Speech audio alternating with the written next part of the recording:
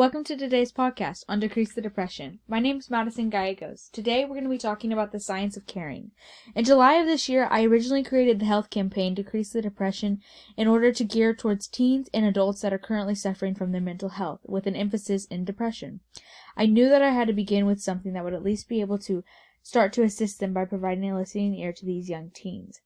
On today's podcast, we'll be talking about the science of caring. It goes way deeper than just somebody's mental health. This topic goes into what the cure is for what many people are suffering and experiencing through, and what the solution for others may be, and what they're willing to provide in order to decrease suicide rates within the United States of America.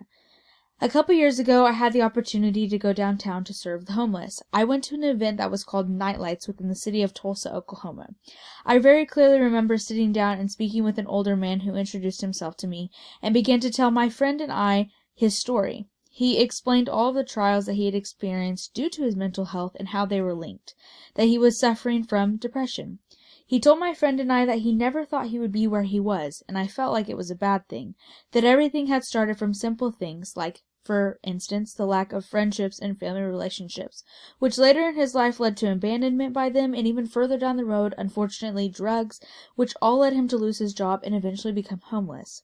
He expressed how he felt like he needed to receive help after losing everything, and that the organization of Nightlights was a place where he felt like he was safe, and he was served, and he was heard, even if it was by strangers.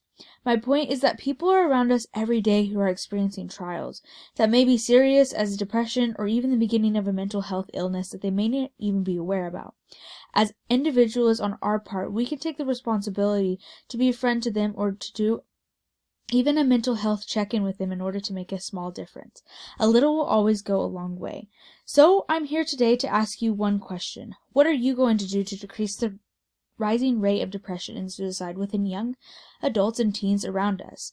There are people around us every single day that are really suffering, and we may not even realize it.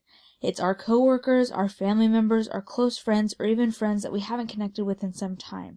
I'm a strong believer in following our promptings, so my personal advice would be to listen to your gut and always go with it.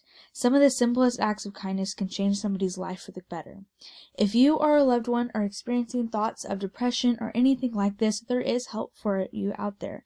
There is a suicide helpline for anybody that's available 24/7 at 800-273-8255. And you can always reach out to Decrease the Depression. Goodbye.